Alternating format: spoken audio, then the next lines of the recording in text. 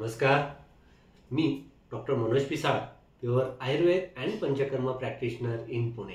आज आपण स्पॉन्डिलायसिस आणि आयुर्वेद या विषयावर थोडक्यात बोलणार आहोत.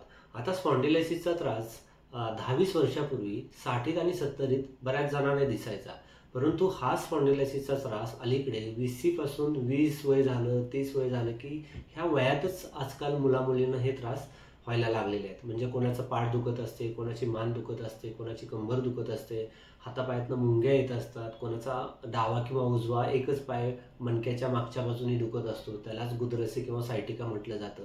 ही सगळी मणक्यामध्ये बदल झालेल्याची लक्षणं असतात. आता ही मणक्यामधले स्पॉन्डिलायसिसचा त्रास नेमका का होतो? तर आजकाल आपली बदललेली जीवनशैली, म्हणजे झोपायची वेळ नाही, उठायची वेळ नाही, खायची वेळ नाही, अत्याधिक प्रवास, त्याचबरोबर व्यायामाचा अभाव, ह्या सगळ्या घटकांचा परिणाम तुमच्या मणक्यांवरती होत असतो. तर तुमची बदललेली जीवनशैली हेच महत्त्वाचं कारण हे स्पॉन्डिलायसिसच्या मागचं असतं. आता कोणालाही स्पॉन्डिलायसिसचा त्रास झालेला आहे किंवा नुकतीच सुरुवात झालेली आहे, त्या लोकांनी सगळ्यात अगोदर तुमची जीवनशैली ही दुरुस्त करायला पाहिजे. म्हणजे वेळेवर जेवलं पाहिजे, वेळेवर झोपलं पाहिजे, व्यायामाला सुरुवात केली पाहिजे, थोडासा योगासनाचा आधार घ्यायला पाहिजे. ह्या सगळ्या गोष्टी केल्या तर हळूहळू तुमच्या मणक्याची स्ट्रेंथ वाढते आणि स्पॉन्डिलायसिसचा त्रास कमी व्हायला मदत होत असते. परंतु हा त्रास कोणालाही जरी चालू झाला तर त्याच्यातलं सगळ्यात महत्त्वाचं औषध म्हणजे तुम्ही जेवढी जास्तीत जास्त विश्रांती घ्याल तेवढा तुमचा स्पॉन्डिलायसिसचा त्रास हा कमी वेळात, कमी औषधोपचारामध्ये लवकरात लवकर बरा करता येतो. त्यासाठी जास्तीत जास्त आराम घेतला पाहिजे. आयुर्वेदामध्ये बरेचसे असे उपाय सांगितलेले आहेत. त्यातला सगळ्यात महत्त्वाचा उपाय म्हणजे स्नेहन, म्हणजे सगळ्या अंगाला तेल लावून हलकंसं मसाज करून सगळं शरीर शेकून घेणं. म्हणजे जर तुम्ही अंघोळीच्या अगोदर सगळ्या अंगाला तेल लावलं आणि अर्ध्या तासाने गरम पाण्याने जर अंघोळ केली तर ह्या उपायाचा सुद्धा तुमच्या स्पॉन्डिलायसिससाठी अतिशय चांगला उपयोग होताना दिसतो. त्यांनी काय होतं, तुमच्या मस्क्युलर स्ट्रेंथ, जी मणक्याचा जो आधार, जो मसलचा असतो, तर तो चांगल्या पद्धतीनं वाढतो आणि तो चांगला स्ट्रॉंग होतो. त्यामुळे मसाज हे सगळ्यात चांगल्या प्रकारची ट्रीटमेंट आयुर्वेदामध्ये सांगितलेली आहे.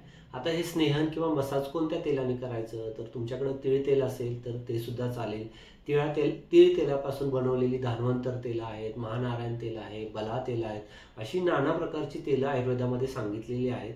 तर त्यातलं एखादं तेल आणावून त्यांनी मसाज तुम्ही केलं तर त्याचा तुम्हाला चांगला फायदा होईल. दुसरा उपाय म्हणजे आठवड्यातनं 1 ते 2दा एरंड तेल गरम पाण्यातनं किंवा गरम दुधातनं जर सेवन केलं तर शरीरात साठलेला वात ह्यानी खूप चांगल्या पद्धतीने कमी होत असतो.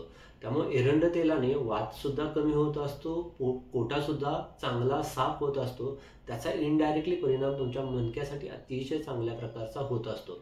त्यामुळे हे 2 जरी उपाय जरी तुम्ही केले आणि व्यवस्थित विश्रांती घेतली तर थोडक्या स्वरूपातला तुमचा मणक्याचा कोणताही आजार बिना डॉक्टरांचा, बिना औषधोपचार अगदी चांगल्या पद्धतीने बरा होऊ शकतो. परंतु ह्या आजाराची व्याप्ती जरा जास्त असेल, म्हणजे नसा दबलेल्या असतील, हातापायातून खूपच मुंगे येत असतील, तर तुमचे जे जवळचे आयुर्वेदिक डॉक्टर आहेत त्यांच्या सल्ल्याने, म्हणजे आयुर्वेदामध्ये पंचकर्माचा उल्लेख सांगितलेला आहे. त्याच्यामध्ये मण्याबस्ती आहे, कटिबस्ती आहे, पिंडस्वेद आहे, बस्ती आहे, विद्धाग्नी आहे, जलकौचरण आहे, अशा नाना प्रकारच्या ट्रीटमेंट सांगितलेल्या आहेत. त्या ट्रीटमेंटचा वापर तुम्ही तुमच्या जवळच्या आयुर्वेदिक डॉक्टरांकडून जर करून घेतला तर तुमची स्पॉन्डिलायसिसची समस्या ही खूप चांगल्या पद्धतीने अगदी कमी वेळात आपल्याला मुळासकट घालवता येते. धन्यवाद.